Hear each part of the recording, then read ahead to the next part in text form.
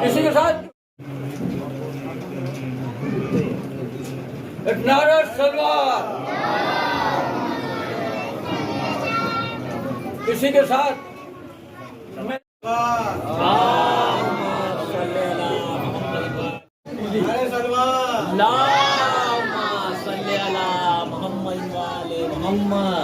तो अब इसके गुलपोशी के प्रोग्राम उसके बाद सबसे पहले मैं अंजुमन गरीबुल अदा का शुक्रगुजार हूँ और सदर साहब का, सेक्रेटरी साहब का, साथिया सभी तमाम मेम्बरान का, तो उन्हीं ने इस तरीके का प्रोग्राम रखा। जनाब वफ़ा अब्बास साहब की गुलपोशी की और मुझ नाचिस का कोई ज़रूरी नहीं था, मगर आप लोगों की मोहब्बत कि मुझे भी शामिल किया। इस समय अंबर फाउंडेशन जनाब वफ़ा अब्बास साहब चेयरमैन हैं उसके, तो आप सभी को पता है कि बहुत अच्छा काम चल रहा है। कलेक्टर बिटिया में काम कर रहे हैं, 1000 बच्चों की एजुकेशन फीस स्कूलों में जमा करके उन बच्चों को पढ़वा भी रहे हैं और 25,000 चश्मे हैं, 6,000 ऑपरेशन हैं और भी मतलब बहुत इस तरीके के काम है जो अंबर फाउंडेशन कर रहा है बहुत मेहनत से। तो हम लोग का भी फ़र्ज बनता है जब कोई अपना आदमी इस तरीके का काम कर रहा है तो उनकी हौसला अफजाई के लिए शाना बशाना साथ रहना चाहिए। क्या पता हमारे ज़रिए किसी और को कोई काम हो जाए तो उसमें भी सवाब में हम भी शामिल हो जाएंगे। और हम लोग जो लगे हैं इनके साथ सिर्फ एक सवाब के लिए लगे हैं, चलो भी एक हौसला अफजाई मिले इनको, क्योंकि आज के लोग ये हैं जो कोई काम अच्छा काम करने के लिए बढ़ता है तो उसकी काट करने में लगे रहते हैं, उसकी हौसला अफजाई कोई नहीं करता है। आजकल का ज़माना ये है। तो बस मैं ज़्यादा टाइम नहीं लूँगा क्योंकि अभी एक प्रोग्राम जनाब का और भी लगा हुआ है, तो बस शुक्रिया के साथ अंजुमन को और आपका बहुत बहुत शुक्रिया। जी, बैठे हुए सभी सामईन हजरात और वफ़ा अब्बास साहब, जैसा कि दानिश भाई ने बताया है कि बहुत अच्छा काम कर रहे हैं, चश्मा वितरण भी कर रहे हैं और काफ़ी गरीब लोगों के ऑपरेशन करा रहे हैं। गरीब के डेट मीन्स के जो अपना वो नहीं कर सकते हैं, काफ़ी खर्च करके ऑपरेशन नहीं करा सकते, वफ़ा अब्बास साहब वो भी काम करा रहे हैं। बच्चों की फ़ीस जो लॉकडाउन के बाद बच्चे घर में बैठ गए थे, पढ़ नहीं रहे थे, उनकी फ़ीस भी करवा रहे हैं और सामाजिक कार्य में बहुत ज़्यादा योगदान दे रहे हैं। जैसे सड़क है, गलियां हैं, इन सब के भी दुरुस्त कराने का काम कर रहे हैं और बहुत अच्छा काम कर रहे हैं। मतलब काफ़ी टाइम के बाद हम कोई ऐसा आदमी देख रहे हैं जो इस तरह फील्ड में आया है और इस तरह के काम कर रहा है। बाकी ज़्यादातर लोग नाम ही अपना करते हैं, काम बहुत कम ही लोग करते हैं। तो मैं चाहूँगा कि आगे बढ़ें और इसी तरह लोगों को समाजी खिदमत को अंजाम देते रहें। बहुत बहुत शुक्रिया। बहुत बहुत शुक्रिया जमाल भाई। आपसे बहुत पहले से वाकिफ हूँ, बराबर देखता रहता हूँ आपके प्रोग्राम वगैरह और बड़ा तबीयत खुश होती है। और याद आता है कि इंसान जो है उसके 2 हक़ होते हैं, एक होता है हक़ुल्लाह, एक होता है हक़ुल इबाद। तो जाहिर है कि हक़ुल्लाह तो वही है कि नमाज रोज़ा ज़कात वगैरह जो वाजिबात हैं उसको अदा करना होता है, लेकिन हक़ुल इबाद बहुत कम लोग अदा करते हैं। और वो आप जैसी शख्सियतें जो है वो हक़ुल इबाद को उसी के पर अमल करती हैं कि जो आप काम कर रहे हैं कि बच्चों की मदद करना, फीस वगैरह में जो भी चीज़ें हैं, कारल हेल्प करना, जो आवाम है उसकी मदद करना, तो ये उस इबादत से कम नहीं इबादत है। और बहरहाल कि आप जो ये मेहनत कर रहे हैं इसका अजर जो है वो परवरदिगार आलम आपको अदा करेगा। तो जाहिर है कि आपका नाम ही वफ़ा अब्बास है, तो ये हम लोग का ही फ़र्ज़ बनता है कि हम भी आपसे वफ़ा करें। तो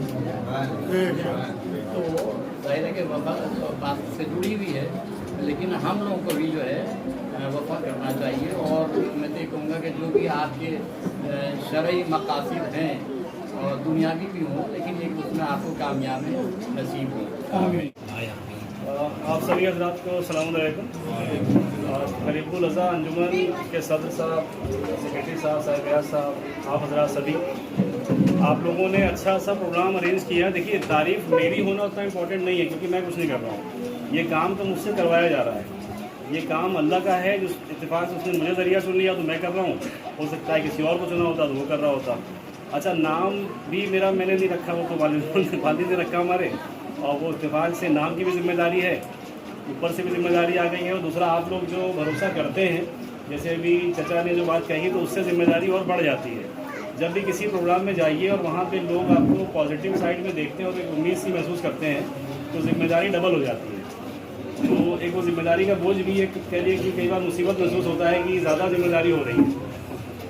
अच्छा देखिए, मेरा अपना बैकग्राउंड ये है कि वैसे तो मेरा कुछ बिज़नेस था पहले और हम लोग सोशल वर्क करते थे, बट इतने बड़े पैमाने पे नहीं था, छोटा सा किसी ने रिकमेंड किया, किसी ने भेजा, किसी ने कह दिया, रिश्तेदार हैं, दोस्त हैं, तो उनकी मदद हो जाती थी। इधर पिछले 1-1.5 साल से कुछ ऐसे हालात बने कि हम लोग इसको ऑफिशियल तरीके से एक अंबर फाउंडेशन बना के बड़े पैमाने पे कर रहे हैं। और इस अंबर फाउंडेशन के तहत जो काम किए जा रहे हैं, एक तो चश्मा चल रहा है, पूरे लखनऊ की हर गली, हर ज़रूरतमंद बस्ती में हम लोग की टीम जाती है। लगभग 10-11 लोगों की टीम है हमारी, उसमें ऑप्टिमेट्रिस्ट हैं, डॉक्टर हैं, होम्योपैथिक तमाम चीज़ें रहती हैं। तो एक कैंप लगता है, उस कैंप में 3 काम होते हैं। एक तो चश्मा टेस्ट होता है, वो जो भी नंबर आपके चश्मे का आएगा फिर वो आपको 1 हफ्ते 15 दिन के बाद दे दिया जाएगा। इसके बाद वहाँ पे होम्योपैथिक के डॉक्टर बैठते हैं जो आपको कोई भी बीमारी से संबंधित इलाज के लिए जो वहाँ पे अवेलेबल है सिस्टम, वो दवा भी देंगे और आगे के लिए आपको गाइड करेंगे क्या आपको उसमें इलाज कैसे लेना चाहिए।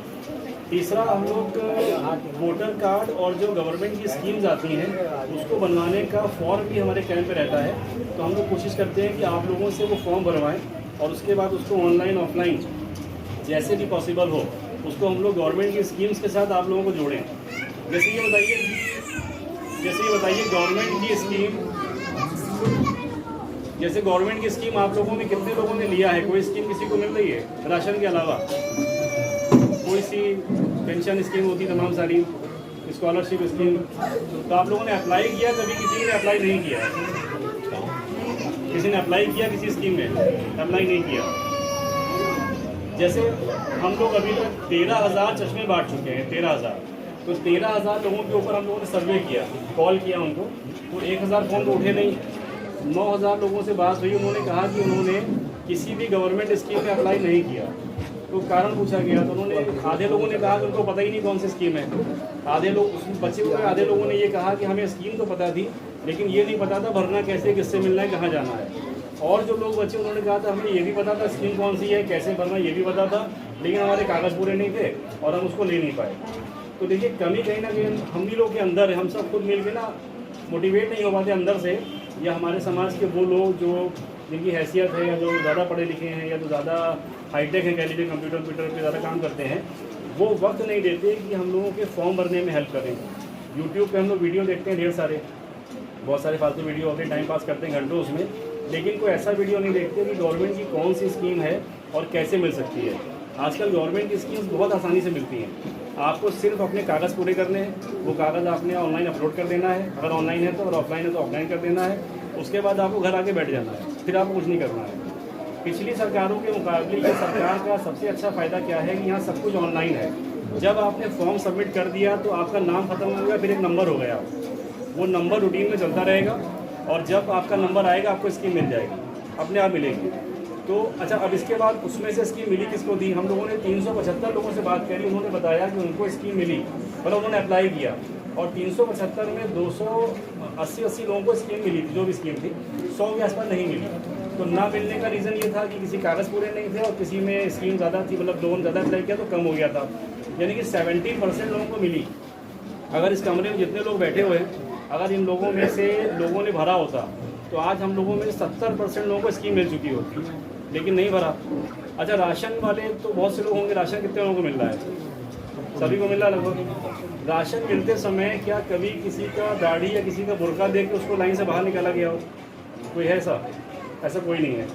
देखिए, 2 चीज़ें होती हैं, एक जो हम लोगों को मीडिया दिखा रहा है या जो हम लोग देख रहे हैं, जैसे किसी ने हेड स्पीच दे दी, किसी ने कुछ गलत बात कही, तो वो खूब छोटी छोटी रील काट के उसकी 10-10 सेकंड की गाली दे रहा है, हम लोग सुन रहे हैं, बार बार वही आ रहा है, बार वही आ रहा है, दिमाग में भरा जा रहा है हम लोग के। लेकिन अच्छी चीज़ें नहीं दिखाई जा रही हैं। इसमें ऐसा नहीं कि एक ही पार्टी का रोल है, सब पार्टियाँ हैं। अगर आप यूट्यूब खोल के देखें और आप एक साइड के वीडियो देखेंगे हेड स्पीच, तो आपको बहुत सारे मिलेंगे, आप दूसरी साइड के देखेंगे तो आपको बहुत सारे मिलेंगे। जो गवर्नमेंट की मेन लीडरशिप है, जो 4-5 टॉप के लोग हैं, उनकी आपको कोई स्पीच इस तरह की नहीं मिलेगी। उन्होंने हमेशा एक बात करी, सबको लेके चलना है। बट कुछ लोग कभी अपने नंबर बढ़ाने के लिए, हाईलाइट होने के लिए मीडिया में कुछ दे जाते हैं और हम लोग उसी के आसपास भटकते रहते हैं। मेरा अपना मिशन ये है कि हम लोग अपनी तरफ से एज ए अंबर फाउंडेशन जो भी हेल्प कर सकते हैं आपकी वो करें। आप लोगों को ये बताएं कि आपकी आवाज़ गवर्नमेंट में हर लेवल पे सुनाई जा सकती है। आपको ले जाके हम लोग माननीय रक्षा मंत्री जी के यहाँ बैठा सकते हैं, उनसे बात करा सकते हैं, क्योंकि मेरा मकसद नेता बनना नहीं है यहाँ पे। मुझे अल्लाह ने जो दिया मेरे लिए काफ़ी होता है। मेरा कोई मकसद नेता बनने का नहीं है, ना मुझे कोई MLC बनना है, ना कुछ बनना है, मेरा कोई मकसद नहीं है। मेरा मकसद सिर्फ इतना है कि क्योंकि अल्लाह ने इत्तेफाक से मुझे इस रूप में डाल दिया है और शायद ये काम मेरे ज़िम्मे करने को जो भी रहा हो, तो मेरा मुझे लगता है जिम्मेदारी है और आप लोग भरोसा कर रहे हैं, उसको ठीक से करना चाहिए। हर इंसान को जो भी काम मिले, कोई भी काम हो, जो भी मिले वो ठीक से करे, अधूरा नहीं करना, हाफ हार्टेड कुछ नहीं करना है कि आधे मन से कर रहे हैं, करें ना करें, करें ना करें। अब ठान लिया तो करना है। 1 साल पहले जब हम लोगों ने शुरू किया था तो बहुत से लोग सोचते थे अरे थोड़े दिन का जोश है, ख़त्म हो जाएगा। फिर कहते थे वो कौन सा चुनाव आया था वाला, नगर निगम वाला, नगर निगम के बाद ख़त्म हो जाएगा। फिर हम लोग आ गए, अब चल रहा है कि लोकसभा का ख़त्म हो जाएगा। हम लोग आपको लोकसभा के बाद भी मिलेंगे और ये इंशाल्लाह जब तक कि हम लोग ज़िंदा रहेंगे और जो हैसियत ऊपर वाले ने देगा देता रहेगा, उसके हिसाब से चीज़ें घटती बढ़ती रहेंगी। हमारा मिशन ये है कि सरकार पूरी तरह चाहती है कि वो आपका सपोर्ट करे और आपसे जुड़े, लेकिन हम ही लोग ये खाना बना लेते हैं, अलग हो जाते हैं। और उसका बेस क्या होता है? उसका बेस कुछ नहीं होता। उसका बेस पुराने किस्से, पुरानी बातें, ऐसी बातें जो 20 साल 25 साल पहले 15 साल पहले हो चुकी हैं। सेंट्रल गवर्नमेंट की सरकार आए 10 साल हो गया है, 10 साल से सेंट्रल गवर्नमेंट चल रही है। स्टेट की सरकार आए 6 साल हो गया है। 6 साल और 10 साल के दौरान आप ऐसे कुछ केसेस बताइए बड़े कि जो आपके हिसाब से नहीं होने चाहिए थे। 1 होंगे, 2 होंगे, 4 होंगे, 10 होंगे, 15 होंगे, लेकिन 150 करोड़ की आबादी में इससे ज़्यादा केस आपके हमेशा होते रहे हैं। 150 करोड़ की आबादी है, 150 करोड़ की आबादी में तमाम केस तो छोटे मोटे होते ही रहते हैं। अब छोटा मोटा उसके लिए तो नहीं जिसके साथ हुआ बेचारे के साथ, लेकिन अगर हम लोग नंबर्स की बात करें तो 150 करोड़ की आबादी में 10, 15, 20, 25 केस होना कोई मतलब नहीं है। इससे ज़्यादा केस पिछली सरकारों में होते थे, लेकिन तो किसी का नाम नहीं देना चाहते क्योंकि नाम लेने से बात बढ़ती है। लेकिन आप लोग सब पढ़े लिखे लग रहे हैं, आप लोग गूगल पे जाके स्टडी करिए और फालतू वो सब वेबसाइट ना देखने का कोई बेस नहीं होता है। अच्छी वेबसाइट देखिए, गवर्नमेंट की देखिए या प्राइवेट भी देखिए, तो अच्छी वेबसाइट देखिए जहाँ पे आपको सही डेटा मिले। एक मुद्दा उठता है इनकाउंटर वाला कि आप इनके इनकाउंटर हुआ, उनका इनकाउंटर हुआ, वो पूरी तरह से फेक है। क्यों? जब आप NCRB की वेबसाइट से पिछले 1 साल में किए हुए इनकाउंटर की लिस्ट निकालेंगे तो उसमें आपको मिलेगा कि कुछ इधर के थे, कुछ उधर के थे, कुछ उधर के थे, लेकिन जो भी थे वो सब पक्का हार्डकोर क्रिमिनल थे। किसी भी शरीफ आदमी का इनकाउंटर नहीं हुआ। एक सिंगल आदमी आप ऐसा नहीं दे पाएंगे। वो बात अलग है, कोई इस धर्म का मानने वाला था, कोई उस धर्म का मानने वाला था, तो क्या धर्म मानने से वो क्रिमिनल नहीं रहता? कोई किसी अगर हमारे बीच में कोई क्रिमिनल बैठा हो और वो शिया हो तो क्या हम उसका सपोर्ट करना शुरू कर देंगे? तो हर आदमी का जिसका भी साथ सरकार ने एक्शन डंडा कस के चलाया हो उसका रिकॉर्ड ज़रूर देख लीजिए, उसका नाम मत देखिए, उसका रिकॉर्ड देखिए। और जब आप पूरा डेटा निकालेंगे तो आपको महसूस होगा वहाँ सारे नाम हैं, वहाँ ये भी है, वो आप लोग देख ही लगातार देख रहे हैं। कुछ ऐसा नहीं है कि हम लोग वक्ती चला रहे हैं, मतलब इतना धुआंधार काम चल रहा है कि हम लोग फेसबुक पर डाल नहीं पाते हैं। तो एक डालो तो 2 दिन पुराना हो जाता है डालते डालते। तो आप लोग फेसबुक पे शेयर करते रहिए, लाइक कमेंट करते रहिए, उसको अपने और जगहों पे फैलाते रहिए ताकि लोगों को पता चले कुछ बड़ा काम चल रहा है। और आप लोग जितना हमको सपोर्ट करेंगे अगले साल इंशाल्लाह हम लोग डबल ताकत से आएंगे। अगर आप लोग सपोर्ट नहीं करेंगे तो भी हम आएंगे, लेकिन थोड़ी सी ताकत हमारी कम होगी, क्योंकि देखिए जिनके लिए हम लोग काम कर रहे हैं वही एक इंसान ऐसे हैं, ये आप लोग समझ रहे होंगे, वही एक इंसान ऐसे इस समय जो हमारी आवाज़ को हर जगह उठा सकते हैं, हर जगह पहुँचा सकते हैं। आपके पास लखनऊ का सांसद होने के नाते उनके अलावा कोई दूसरा आदमी किसी के पास नहीं है। किसी के पास हो तो बताइए, है किसी के पास कोई आदमी? कोई नहीं है। तो हमारा काम है उनको मजबूत हम कर देंगे तो हम। अरशद, आप लोग बड़ा पीछे बैठे रहिए, फिर सबके नाम पुकारे। एक मोदी है, अरशद जी है, अरशद मोदी है, 8 साल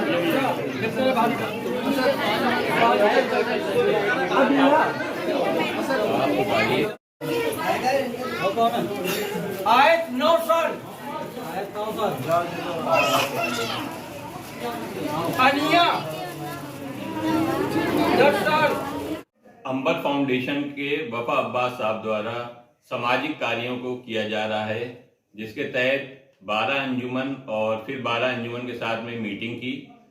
बदले में अंजुमन भी अब उनको अपने अज़ाखाने में बुला रही है, अपने घर पर दावत दे रही है। आज इसी तरह गरीबुल अज़ा ने भी वफा अब्बास साहब को अपने क्या बुलाया। किस तरह का प्रोग्राम था ये जानते हैं। देखिए, ये प्रोग्राम हम पहले ही बता दें कि जैसे कि 1 नवंबर को अंबर फाउंडेशन के चेयरमैन जनाब वफा अब्बास साहब ने 12 अंजुमनों को इनवाइट किया था तो हमारी अंजुमन गरीबुल अज़ा की सदर की हैसियत से मैं सैयद वसी हैदर और साहिब बयान जनाब जावेद नकवी उर्फ डीनू भाई और सेक्रेटरी जनाब कादिम साहब, हम लोग वहाँ पर गए और आपने उन्होंने बताया कि अंबर फाउंडेशन की जानिब से जो काम किए जा रहे हैं, तो उसमें अंबर फाउंडेशन की जानिब से उन्होंने बताया कि जैसे लखनऊ के सांसद और रक्षा मंत्री आदरणीय माननीय राजनाथ सिंह जी के नेतृत्व में आपने चश्मे का वितरण रखा है और फ्री, और साथ में फ्री जांच भी उनकी रखी है और फ्री ऑपरेशन भी है मोतियाबिंद का, और साथ साथ उसके साथ इन आंखों की रोशनी के साथ जो एक बहुत अच्छी चीज़ आपने ली है रोशनी की, तो वो है शिक्षा, एजुकेशन के लिए उन्होंने अंबर फाउंडेशन की जानिब से एक ऐलान भी, एक मुहिम भी चलाया जा रहा है कि जिसमें कलेक्टर बिटिया के फॉर्म भी भरवाए जा रहे हैं, साथ ही उसके साथ और भी बहुत से अच्छे नेक काम हैं। तो उस प्रोग्राम में हम लोग गए, हम लोगों को इतना अच्छा वो प्रोग्राम लगा कि आज हमने अपनी अंजुमन गरीबुल अज़ा में के ऑफिस में और हम सब अंजुमन गरीबुल अज़ा के सारे ओहदेदारानों ने मिल करके उनको इनवाइट किया और यहाँ पर वो आए। आने के बाद नन्हे बच्चों को उन्होंने गिफ्ट में स्वेटर भी दिया है और स्वेटर के साथ साथ यहाँ पे जो लोग बैठे हुए थे या जो मेरी बहनें बैठी हुई थी, आपको भी बहुत ही अच्छी तरीके से अंबर फाउंडेशन के ये जो मुहिम चलाया जा रहा है उसके बारे में बहुत ही अच्छी तरह समझाया है। और बस मैं इतना ही कहूँगा कि अंबर फाउंडेशन के चेयरमैन जनाब वफा अब्बास साहब के कामों से हम लोग इतना ज़्यादा मुतमईन हैं कि अगर उनका नाम वफा अब्बास है तो हम लोग उनके लिए पूरी वफाएं रखेंगे और उनके साथ कदम ब कदम आगे बढ़ते चलेंगे, क्योंकि अंबर फाउंडेशन के चेयरमैन जनाब वफा अब्बास साहब का जो एक गुलदस्ता है कि सारे मजहब सारे धर्मों को लेकर के चलना है और हम उसी के साथ उनके पीछे से हम पीछे चलते रहेंगे, उनके कदम ब कदम रहेंगे, उनका साथ कभी नहीं छोड़ेंगे। सारे मजहब सारी मिल्लत को साथ लेंगे और सामाजिक कार्यों को करते आएंगे। ये है अंबर फाउंडेशन का मेन उद्देश्य, शिक्षा के प्रति जागरूक लोगों को करना, कैसे रोजगार मिले उसके तहत आगे बढ़ना। सज्जाद टाइम न्यूज़ से मैं जमाल मिर्जा।